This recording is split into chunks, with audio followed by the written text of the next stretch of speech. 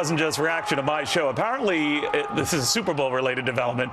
Who says winning is not everything? If sportscaster Jared Max is right, the Patriots just deflated that entire bowl controversy. Michael Maslansky disagrees. Michael, why do you think that's not the case? It's not over. Well, I think, first of all, reputation is a fragile thing. And once you call into question your reputation, it tends to follow you for a really long time. But wasn't that reputation always in question with them? Well, it was in question for Belichick. It was less so for Brady. This is the first time his reputation's really come into question. But now you've got two things. One time it's an exception. Two times it's a pattern. And I think this follows him for a long time. And actually the stakes are higher. Follows Brady. Follows Brady, certainly follows Belichick. Wow. And now it's going to follow the NFL as well. They got to solve this crisis. What do you think of that, Jerry? One way or another, who knows what comes from this study. 11 out of 12 footballs were deflated. Something was, can we agree on that? Something funny happened.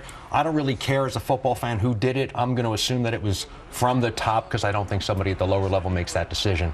What will be of it? I don't know. The cover of today's New York Post, how cheat it is. And remember, this is, And apparently, we're just learning now, it's the most watched Super Bowl in history. Unbelievable. 49% of homes with televisions were tuned in last night to the Super Bowl. So the American people obviously have moved on. But I don't think you call into question whether or not Tom Brady is one of the best quarterbacks of all time or whether this is one of the greatest teams of all time. But you get that asterisk, and that asterisk. Yeah, but it's not like a Pete Rose asterisk, right? No, think of this. Ty Cobb, right below Pete Rose in the all-time hits. Not known as a nice guy, but still the second greatest hitter ever. Pete Rose, another one.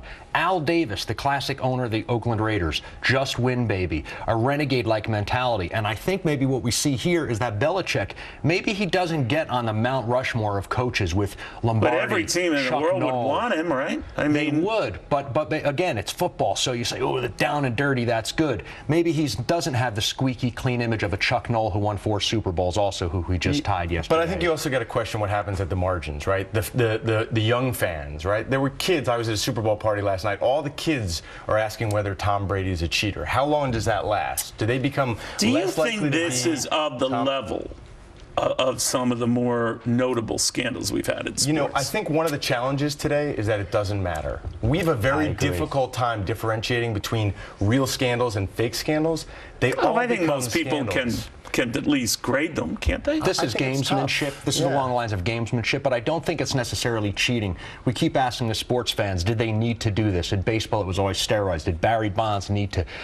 Barry Bonds is a guy who basically most people say, did he really need to do this? Well, let's say he didn't use, Brady didn't use deflated balls in the Super Bowl last night. Anyone. So, moot point? I still don't think so, because you've also got all these conspiracy theorists out there who they talk about how rarely running backs for the Patriots fumble relative to the rest of the league. They weren't that good before they came to the Patriots. Are you then kidding they never me? fumble. And there will be a constant drumbeat. You know, you sound like Tom Brady was in the grassy knoll. I'm not saying I was right. To win this many Super Bowls. That's the way the world works today. We start to build this negative narrative, and it's tough to dispel. To win that many Super Bowls, it's saying something, and I don't think you just get there by doing. Why was this, real quickly, guys? I don't mean to interrupt you, but we are confirming this. The NFL now is saying the Super Bowl drew 114.4 million viewers, the biggest audience in U.S. television history. Why? Because these are two evenly matched teams. There was a lot of hype.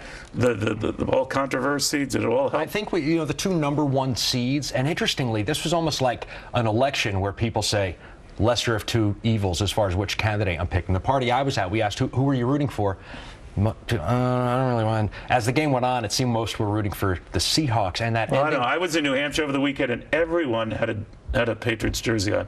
And I think when grown men and women are doing it, I just worry. That's all. On that level. That they're wearing a jersey. It was because they never took it off. It was a deflating ending to the Super Bowl. Ooh. Touche. Certainly if you were a Seahawks fan. I think it was. So you're looking for something happening in soon. I think that now the NFL has to come out. They have to resolve it. They have to resolve it one way or another. I don't think they'll have the... Form another committee. Right. Yeah, form another committee, but they don't have the deflated balls to do it. All right. He said it. And, no, he didn't.